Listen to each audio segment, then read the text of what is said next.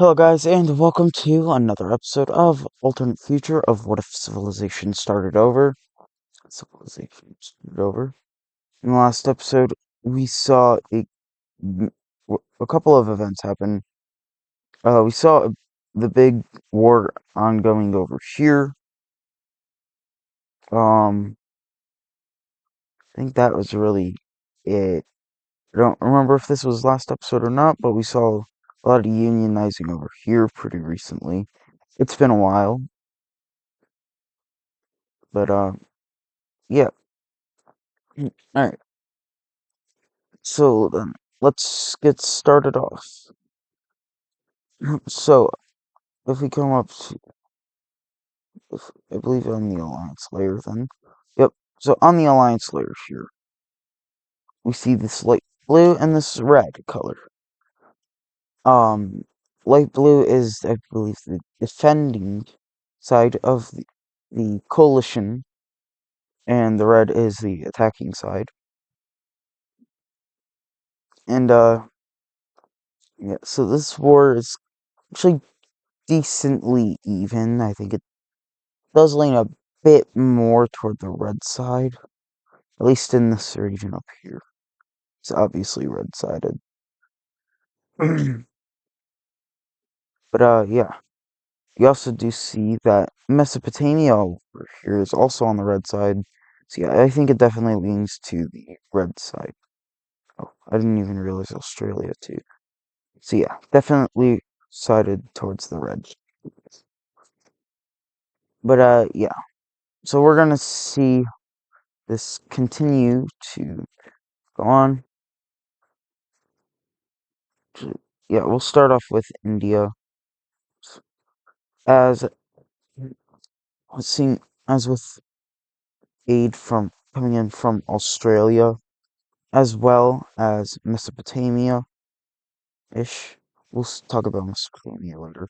But with aid from Australia, we'll see India being able to push back around their capital, retaking this major city here.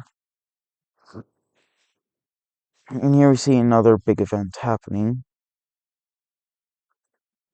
We see South India here will be the one to join the will be joining the light blue team, not just South India. We also see Persia joining.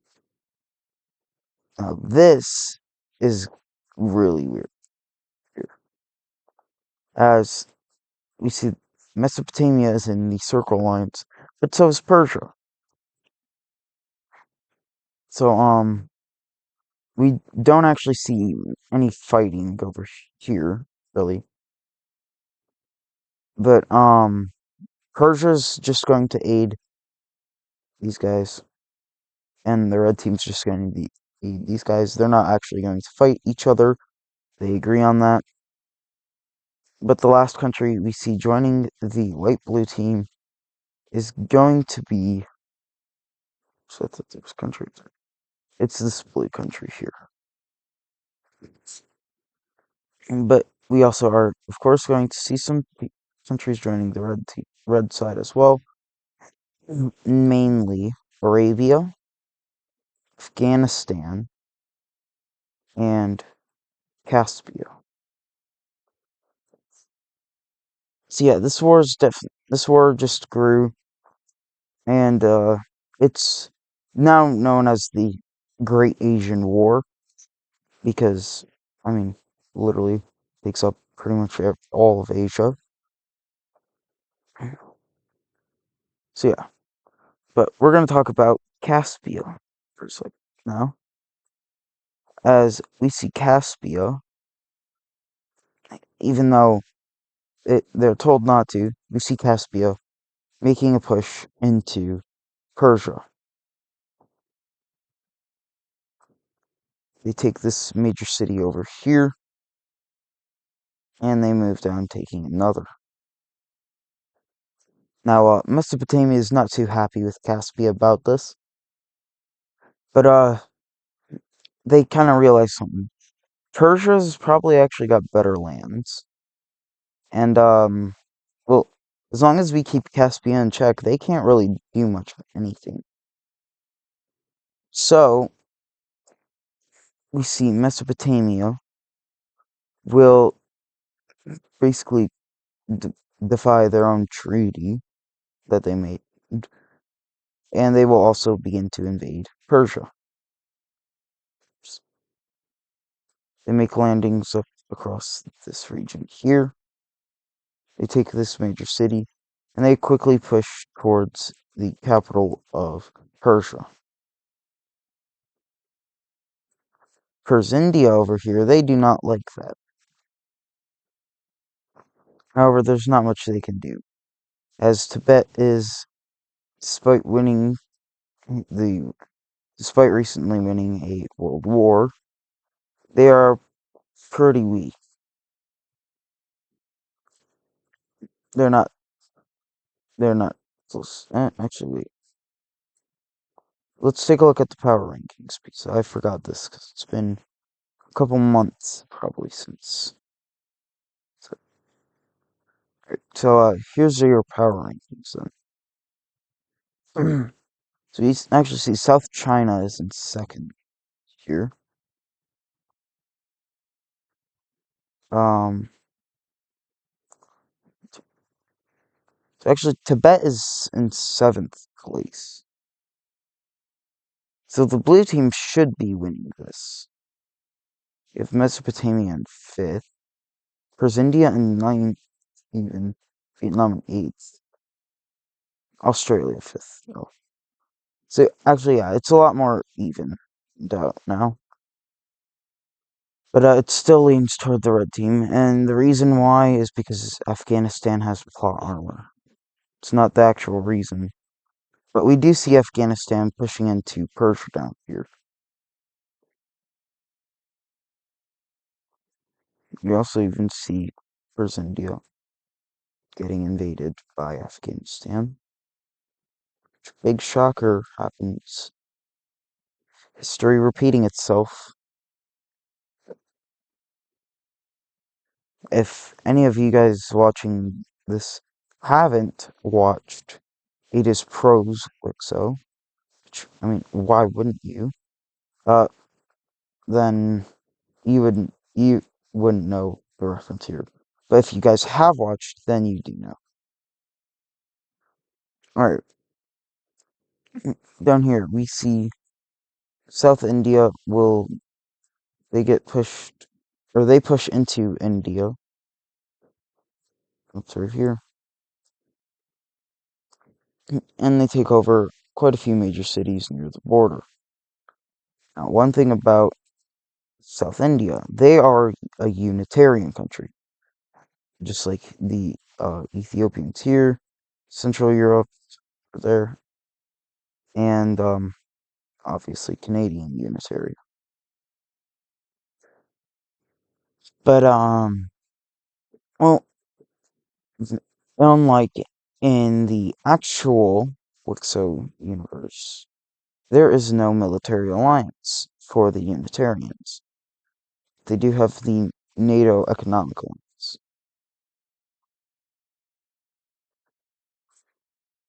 But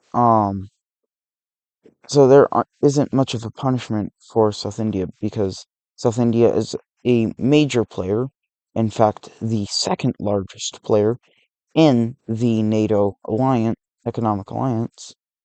It's actually North American Trade Organization, but we see it kind of spread out a bit. In fact, the only country stronger currency than South India is Ethiopia, mainly because of this strait here, and or actually a couple countries. We see California, New York, and Canadian Unitary all are strong. So South South India is a major player nonetheless. So there can't really be a big punishment for them.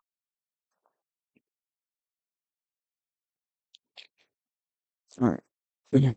But with Tibet, well, they make a really odd decision, despite being a major player in this war, and honestly kind of having a bit of an upper hand over here, they leave the war. They start realizing, like, they're running out of people they could get into this war, or that would actually join it too. The red team, however, there's still quite a few countries that would help out red team. So Tibet makes a smart decision to leave the war. And we see that decision being really smart as Persia's capital has just been captured. And with the capture of their capital, we see Persia falling extremely quickly. Soon after the capture of the capital, we see much of these southern areas being captured by Mesopotamia, including quite a few major cities, and also some more lands up in here. We see a lot of this land over here, especially along the border of this orange country, being captured by Caspia. I also move down, capturing these other major cities here, and then they kind of push further in and just take everything down here. And Afghanistan kind of just moves in quickly to take the rest. They don't actually go quickly, but Persia just kind of surrenders, and Afghanistan just gets that for their claim. So now we see the push into India continue, and it'll go about as well as you think it would. Which, hopefully, you're thinking it's not going to go very well. It's clearly it won't.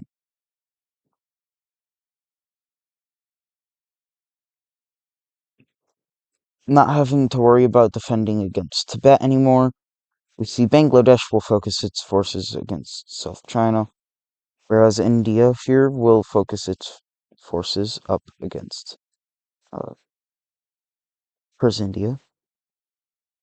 I'm forgetting it. I'm forgetting stuff a lot today. I forgot to do your WICSO for a bit. Well, I didn't entirely forget, but I forgot to actually, like, work on it. I did work on it. It's almost done. Don't worry. In fact, it actually should be out by the time this video releases. So I don't got school tomorrow. Yay. But anyway, we see India pushing into and taking a lot of India.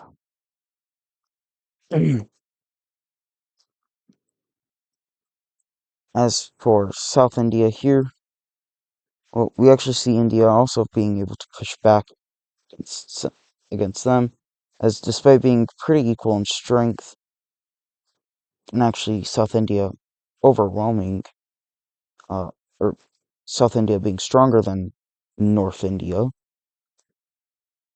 Arabia and like Arabia and this part of Arabia are sending supplies to North India, as well as Australia, who's actually just made a landing down here, Sri Lanka, and the strongest, being one of the strongest players in this war, and in fact the second strongest in this war overall.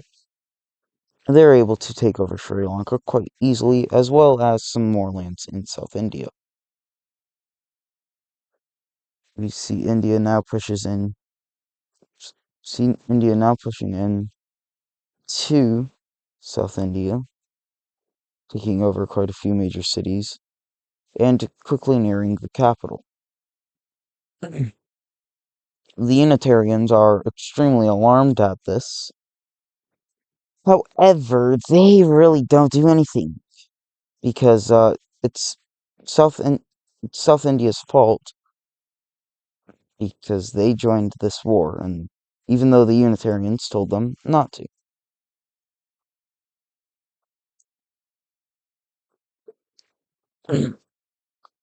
We'll come back over here real quick as we see more major cities being taken in India. And then, real quick, we'll go over here to see the updated fronts, which are pretty simple. The capital of this purple country has been taken by Amur, and most of the country now. We see this teal country, who actually, who was actually supposed to handle this country because the red team actually thought these guys were going to join the war. Which is why we see Siberia being able to quickly invade into this country. The blue team genuinely forgot Siberia existed, I guess, because they didn't have any forces up in the north, and their capital is very quickly captured, which almost leads to their immediate surrender. But we see them kind of holding off in this section.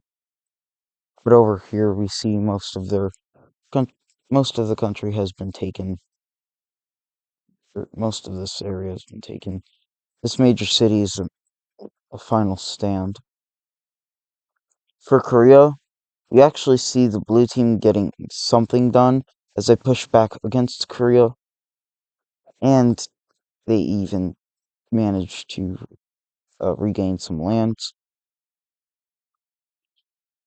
Japan's been a lost cause. However, what's not a lost cause is Vietnam freeing Philippine Islands. South China knows that they're also going to probably be cooked if they don't figure something out soon. And they didn't figure something out soon enough. As we see, Vietnam, with aid from Australia, will take over the capital of South China. Bangladesh will continue their push.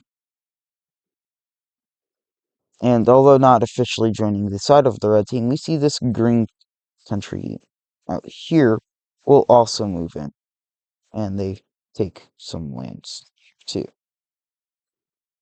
They even take this major city. We see them pushing up here. The red team was actually trying to get them to join the war previously when it was way more blue-sided. But now, seeing as it's not way more blue-sided, they join. And they actually do quite a bit of damage, as once they start pushing up through this country, it completely collapses.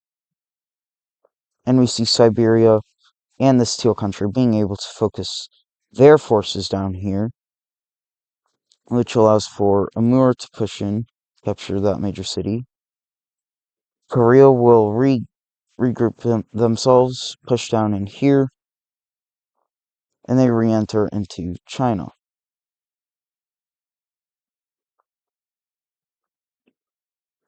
We also, with Korea, we also see them being able to retake that island. And it's pretty much just the Chinese countries left at this point.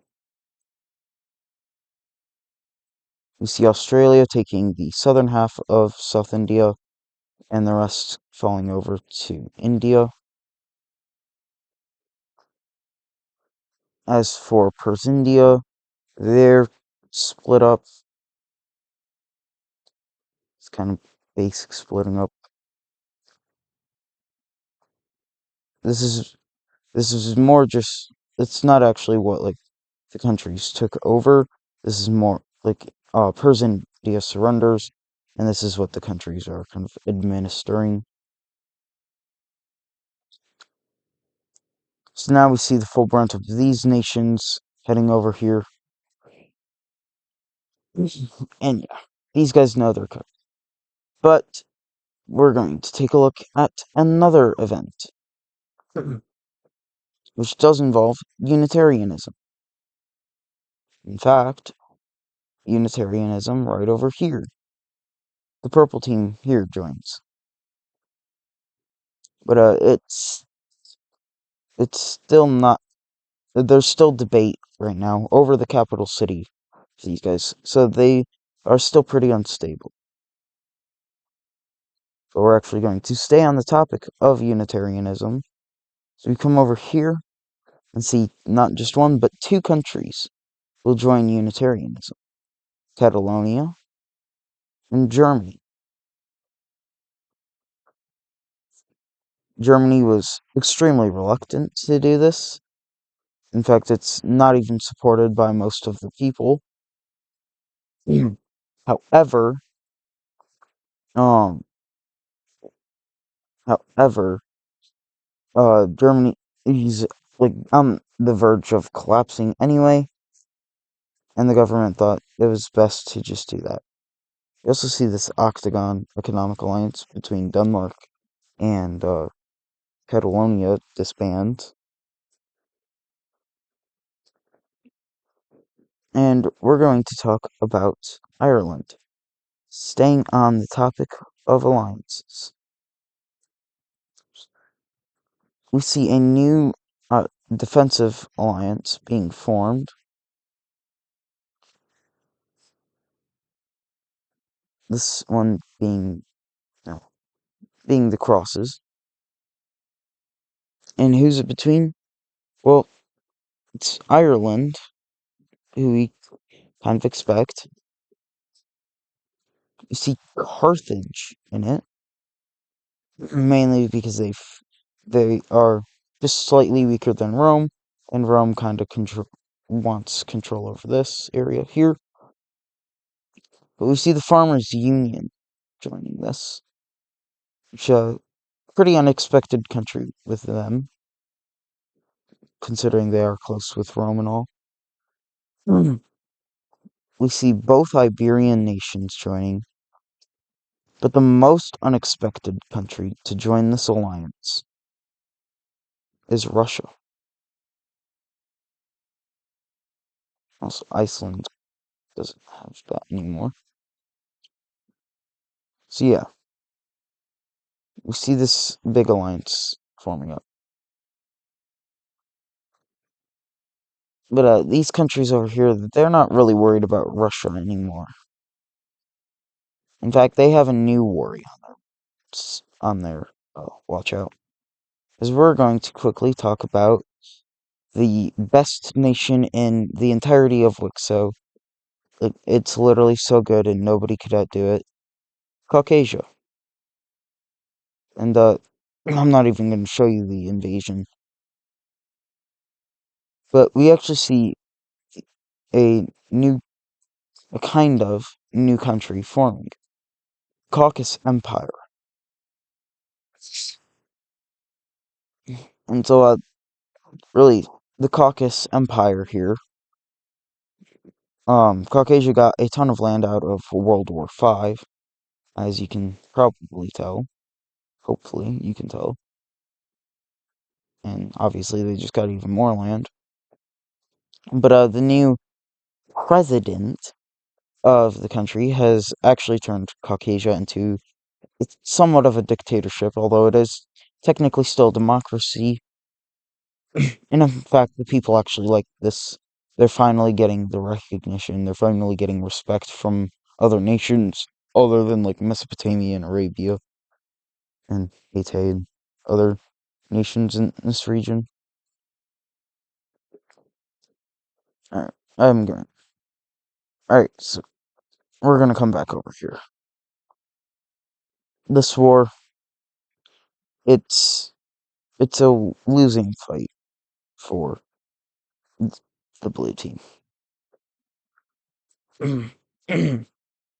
There is one thing we still are yet to talk about, but we're not going to talk about it yet, about this war.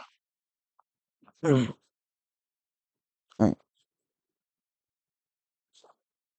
We see more and more major cities being lost over to Vietnam. Even Bangladesh captures some more land here. And the most unexpected player of this war, the green team here, they move in. They take over like all of this land here.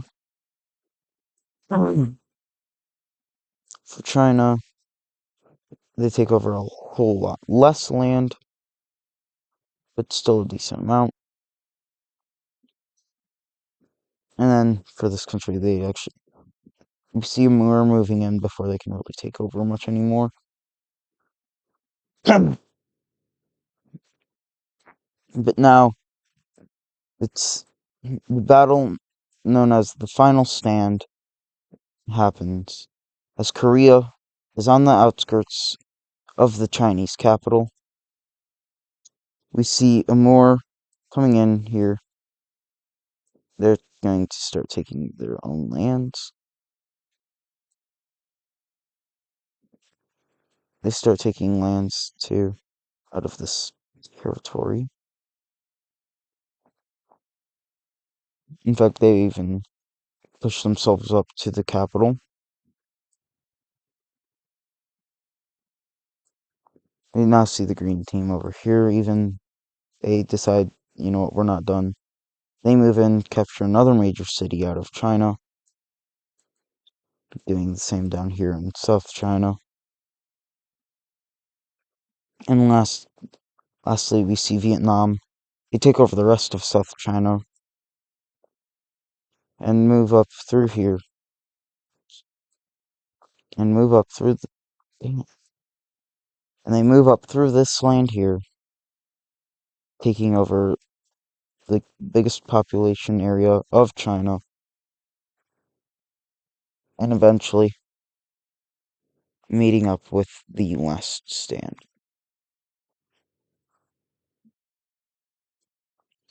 And with this, the final battle of the Great Asian War, and with Australia here, occurs. And after 3 weeks of fighting, the capital of China is finally taken. And that will do it for today's episode of Alternate Future of What If Civilization Started Over. If you enjoyed, make sure to like and subscribe, and I will see you in the next one.